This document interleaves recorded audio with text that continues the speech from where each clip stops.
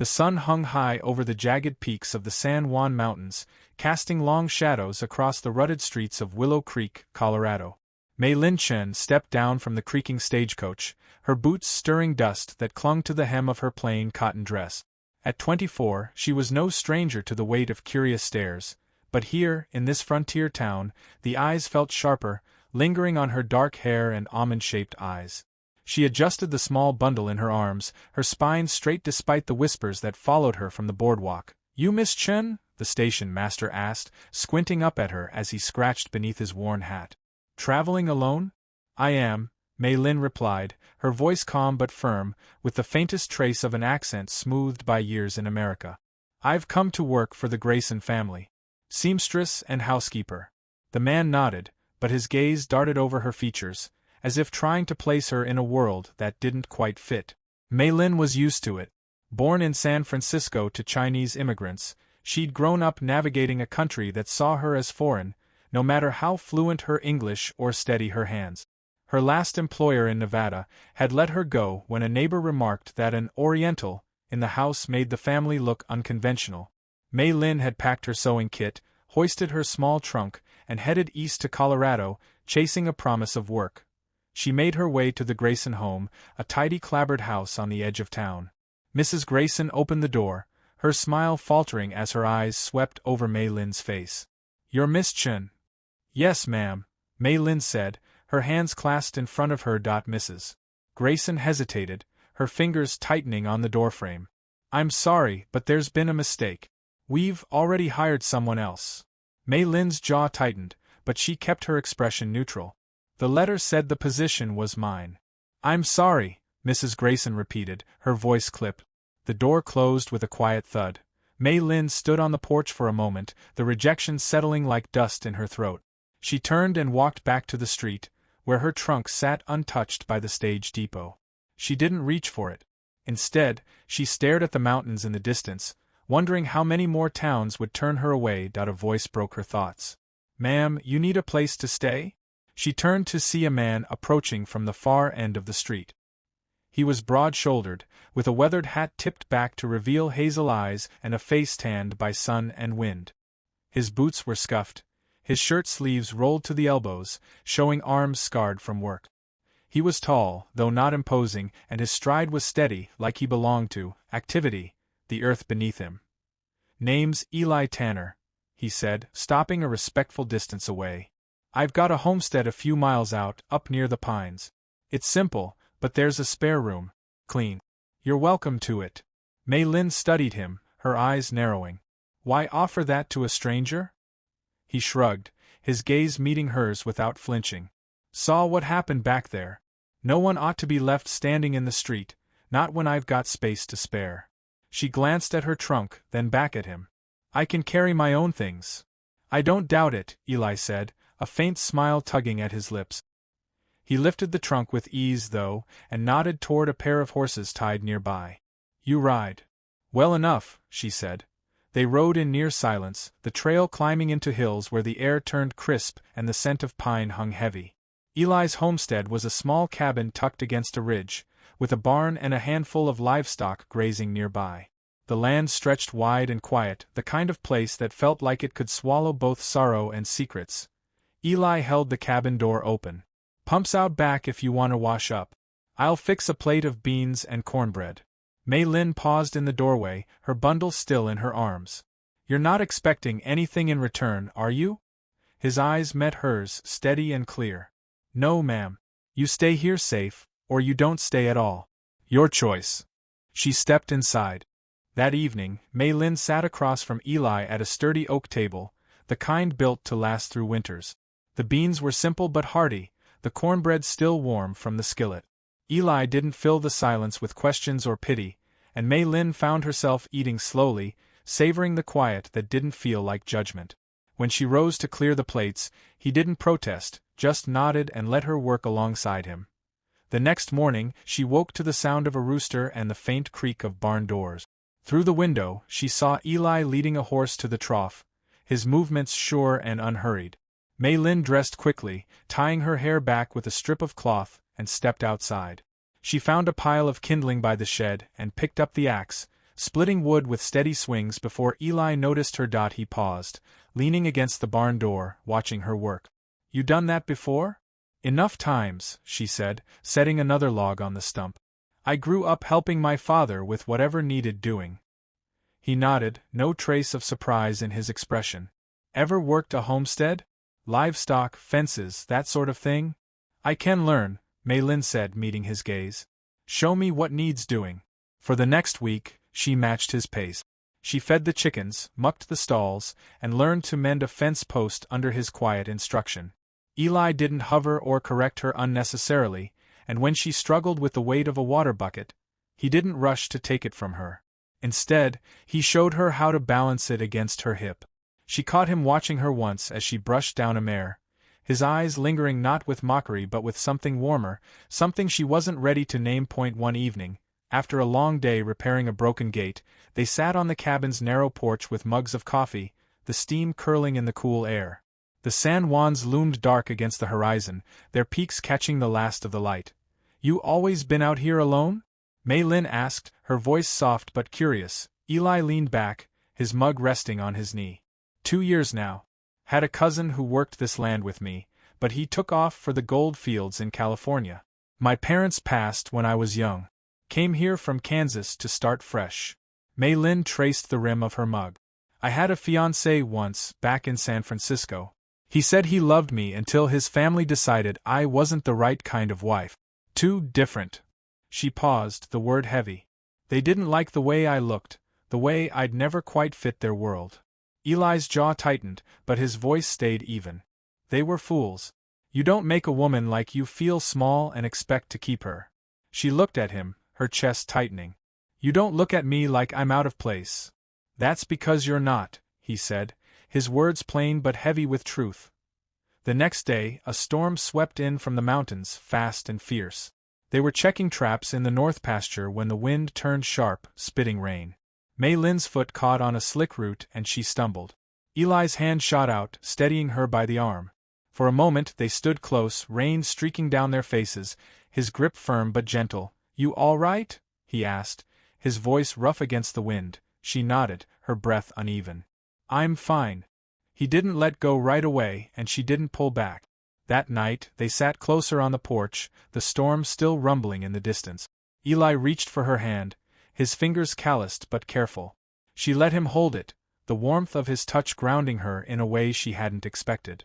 Neither spoke of it, but the air between them felt different, like a door had cracked open. By the end of the second week, Maylin found herself lingering on the porch each evening, watching the trail that wound down to Willow Creek. One night, Eli joined her, his shoulder brushing hers. "You thinking of moving on?" he asked, his voice low. She turned to him, searching his face. "Do you want me to?" "No," he said, his eyes steady. "I want you to stay." Maylin stepped closer, her voice barely above a whisper. "I've never felt like I belonged anywhere." "Not really." "You do here," Eli said, his hand lifting to her cheek. "With me." For the first time, she let herself believe it. By mid-July, the air in Willow Creek carried the dry heat of summer, and the fields around Eli's homestead shimmered gold under the relentless sun. Maylin had settled into a rhythm, her hands growing accustomed to the work. Hauling feed, mending harnesses, and tending the small garden patch Eli had given her to manage. She'd planted rows of turnips and herbs, her fingers deft in the soil, and sometimes she hummed old songs her mother had taught her, not noticing how the sound carried to the barn where Eli worked. One afternoon, Eli brought out a battered ledger from a trunk in the cabin. "I'm no good with numbers," he said, setting it on the table. "Reckon you might take a look?" Maylin opened the book, her eyes scanning the uneven columns of figures. "My father kept books for a merchant in San Francisco," she said. "I learned a bit." She pointed to a line. "You've overcounted the feed sacks here. Twice for the same month." Eli leaned over her shoulder, close enough that she could feel the warmth of him. "You sure?" She nodded, tapping the page. "It throws off your totals. I can fix it if you'd like."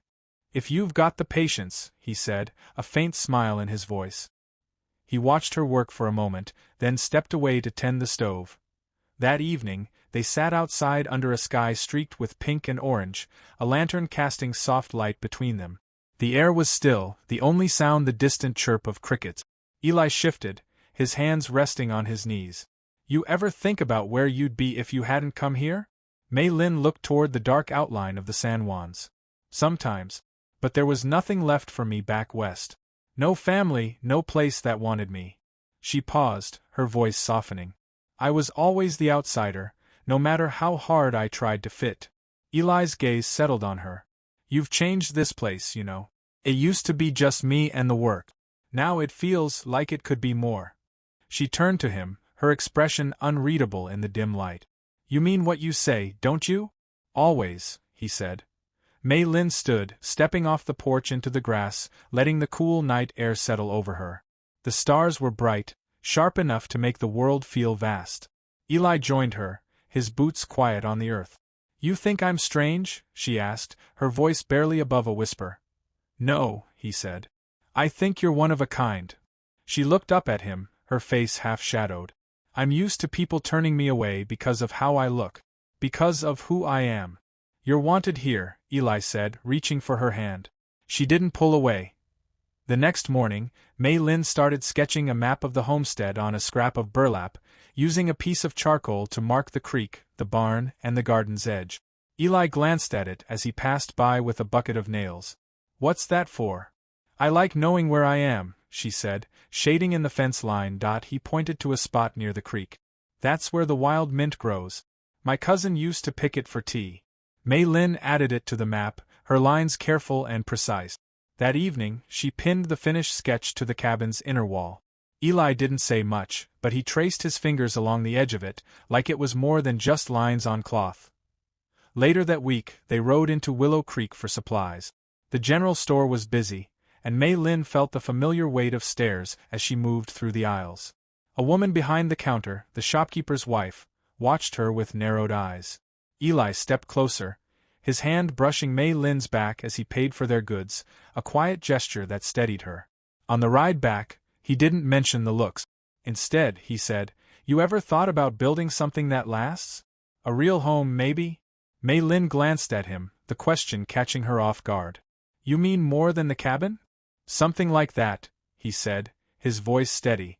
She watched the pines pass by, remembering every door that had closed on her, every job lost because of whispers about her heritage. I'd like to build something no one can take away, she said finally. Eli nodded. Then we'll do it. They didn't speak again until they reached the homestead. Mei Lin lingered by the fence as the sky darkened, the stars emerging one by one. Eli joined her, his presence solid beside her. You cold? He asked. No, she said.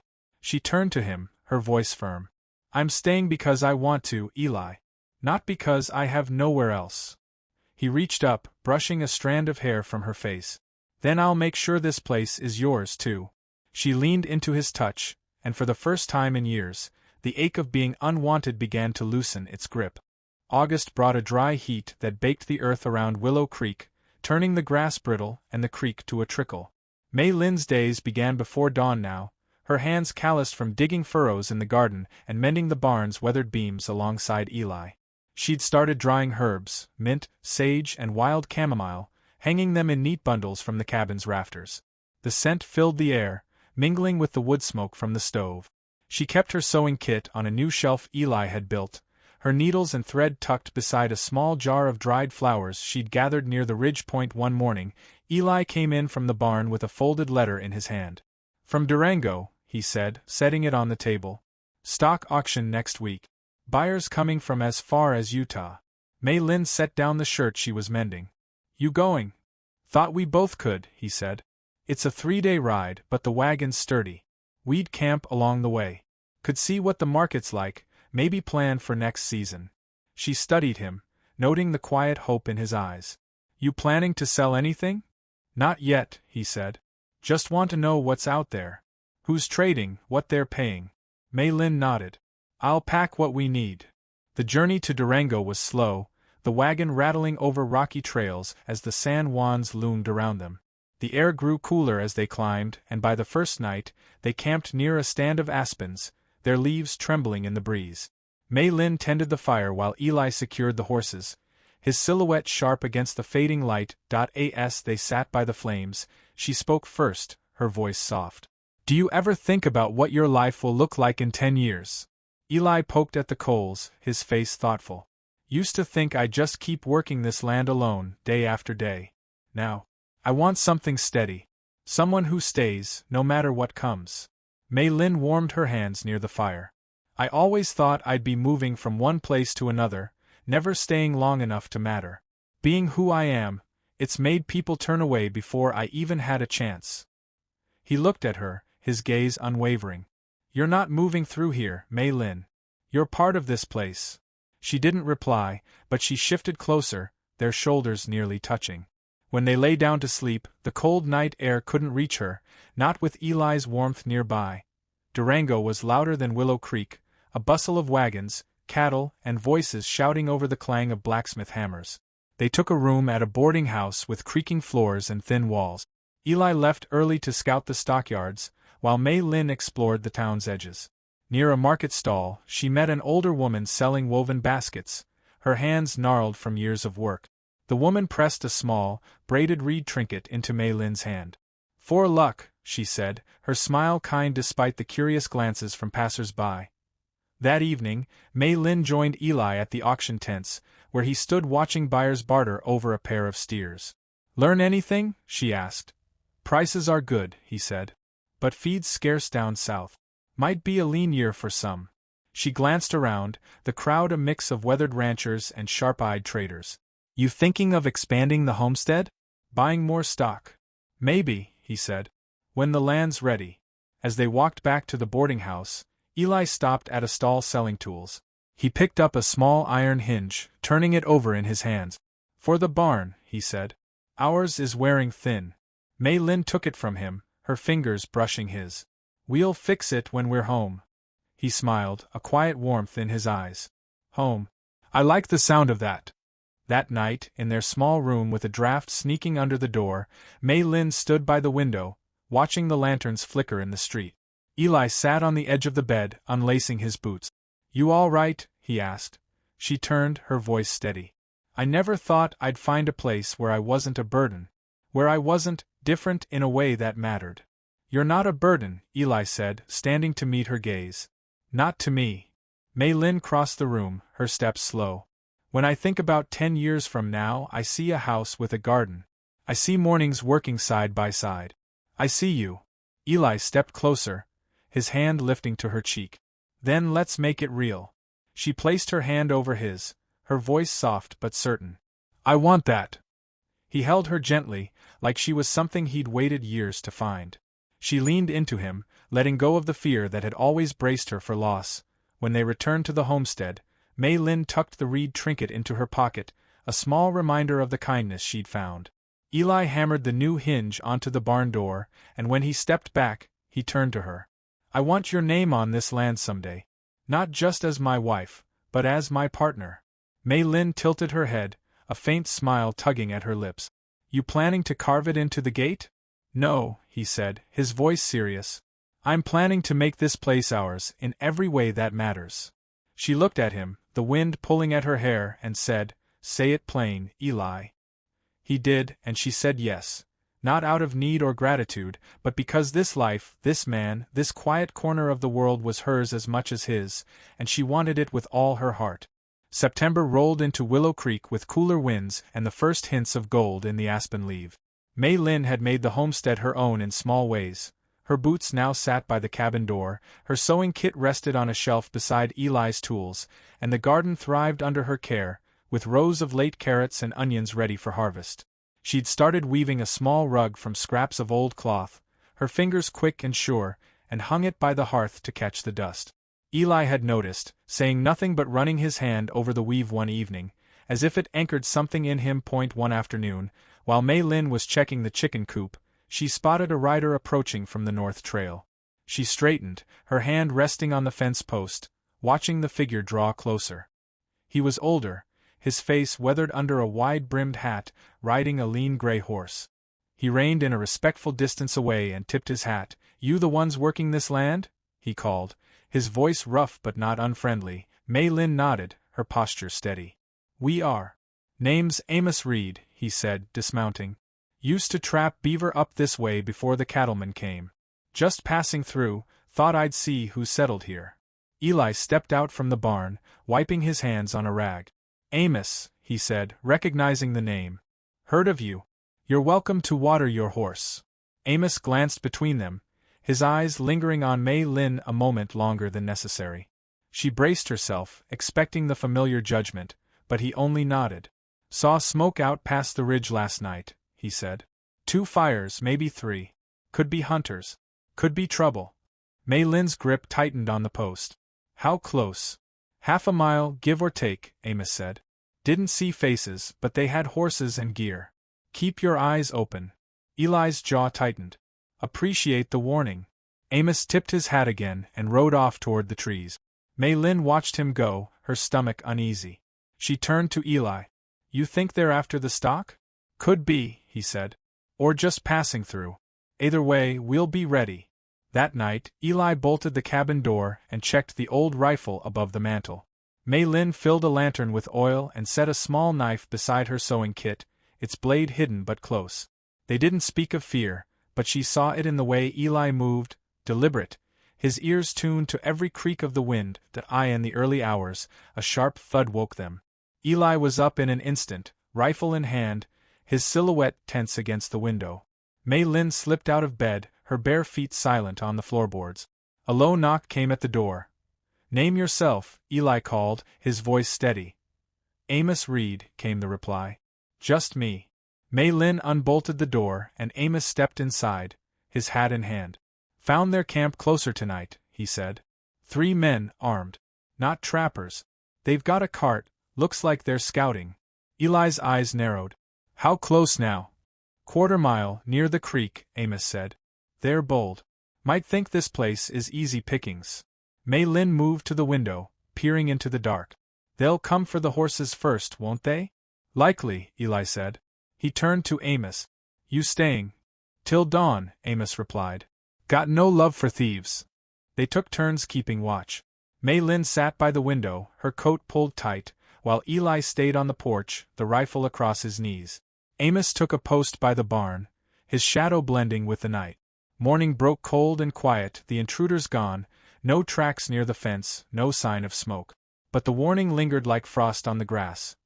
After Amos rode off, Eli set the rifle by the door and turned to Mei Lin. We need a stronger gate on the barn. Something that locks tight. She nodded. And a higher fence by the pasture. They'll come back, if not now, then later. He looked at her, his eyes softening despite the tension. You didn't hesitate last night. Not once. I've had to stand my ground before, she said. People have tried to take things from me my whole life, my work, my place. I don't back down anymore. Eli stepped closer, his hand grazing her arm. You're not just holding ground, Mei Lin. You're building something here. With me. She met his gaze, her fingers brushing his. Then let's make it stronger. Make it ours. They spent the next days reinforcing the homestead. Eli cut timber for a new barn gate, while Mei Lin helped lay stones for a low wall near the coop. She worked with her sleeves rolled up, her hair tied back, her face flushed from the effort. One evening, Eli brought out a small iron carving he'd made, a simple flower no bigger than a coin. He pressed it into her hand. For the garden, he said. Or wherever you want to keep it. Mei Lin turned it over, her thumb tracing the petals. You keep giving me pieces of this place. Because I want you in every part of it, he said, his voice low. She reached for him, and they stood there, hands clasped, the fire crackling behind them. The wind outside howled, but it no longer carried the weight of fear. Not with him beside her. October arrived in Willow Creek with a chill that settled into the bones of the land. The aspens had turned a brilliant gold, their leaves drifting across the homestead like scattered coins.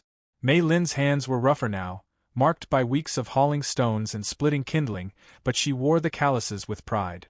The garden was harvested, the barn fortified with a new gate, and the small iron flower Eli had given her sat on a windowsill, catching the morning light.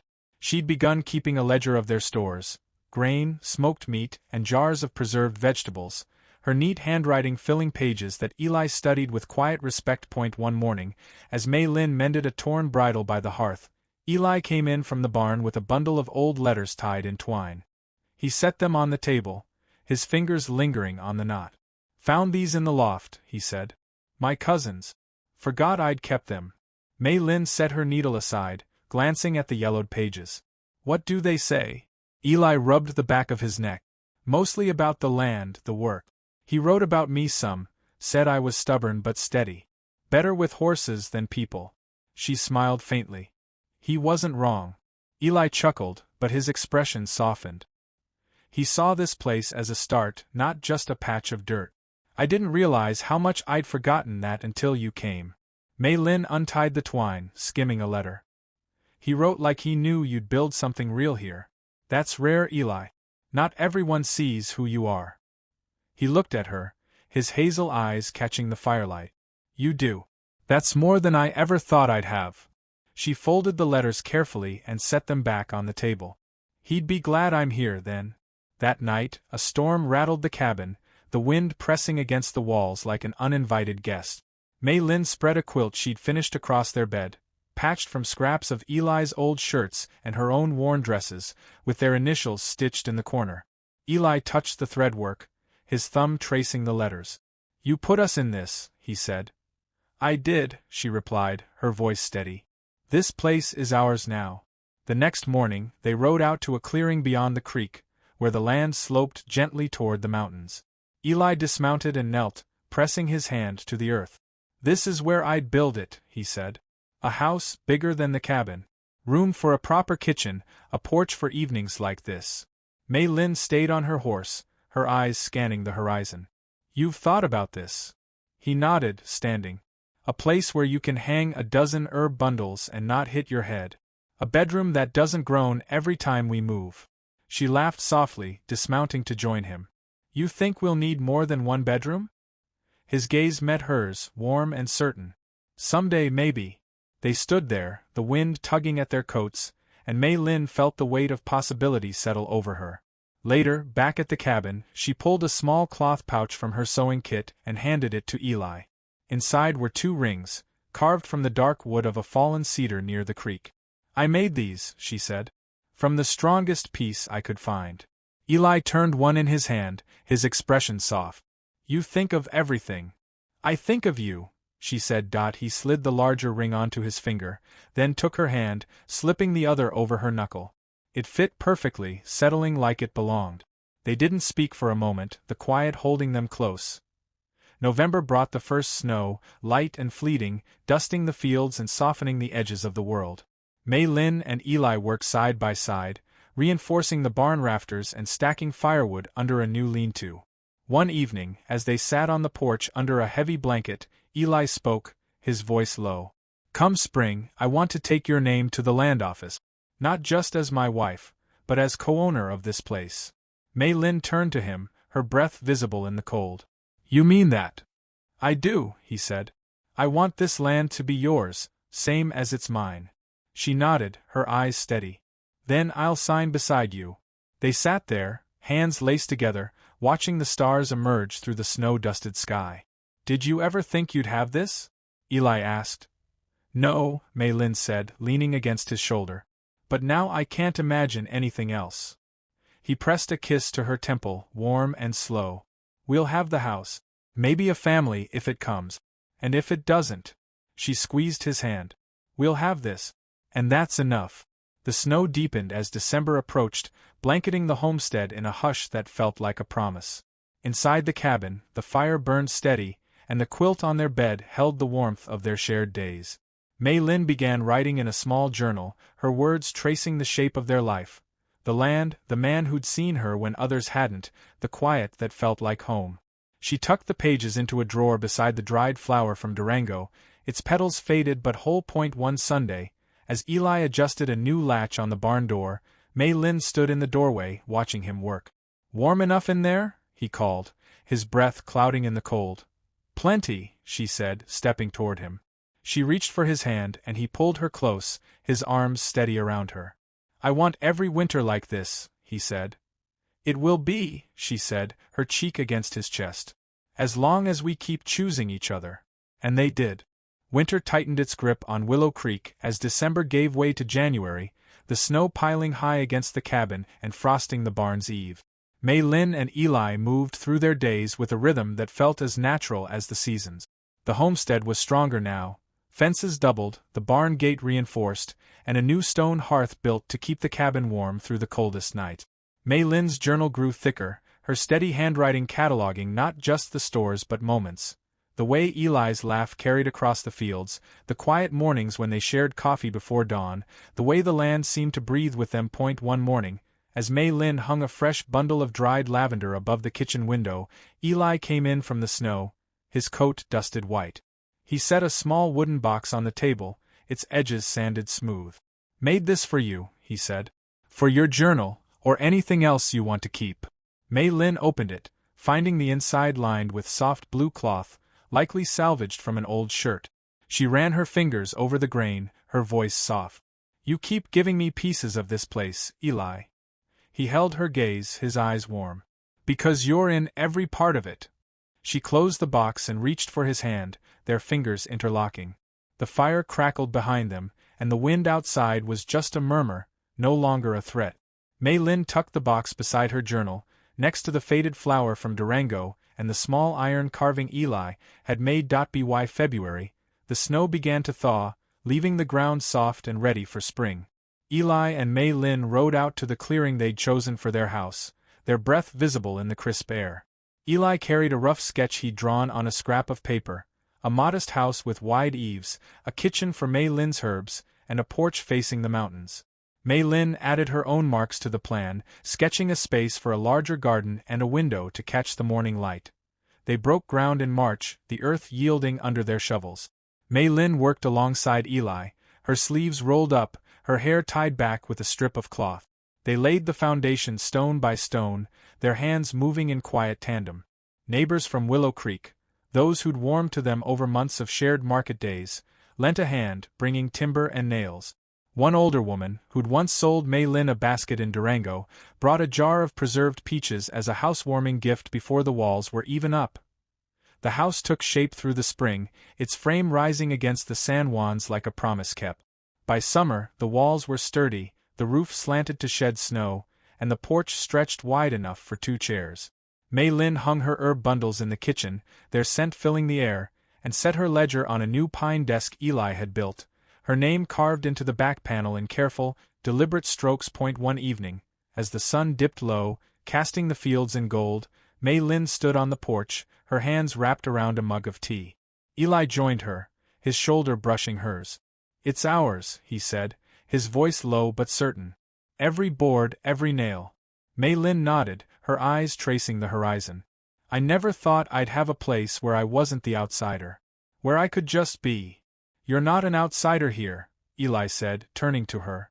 "You're home." She leaned into him, her head resting against his shoulder.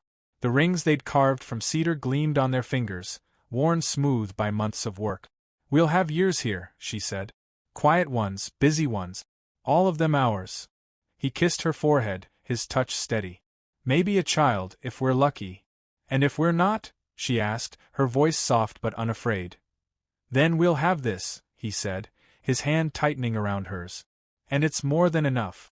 The years unfolded gently. The house settled into the earth, its walls weathered but strong.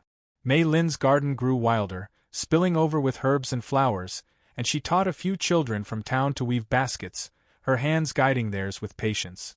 Eli expanded the pasture, adding a few more horses, and carved a second iron flower for the garden gate. They grew older side by side, their life quiet but never empty, filled with the small, sure moments that build a love that lasts. Mei Lin kept writing in her journal, her words a record of a life she'd never dared dream of, a place where she belonged, not despite who she was, but because of it. And in the evenings, when the stars rose over the San Juans, she and Eli sat on their porch, hands laced, the world around them whispering of home.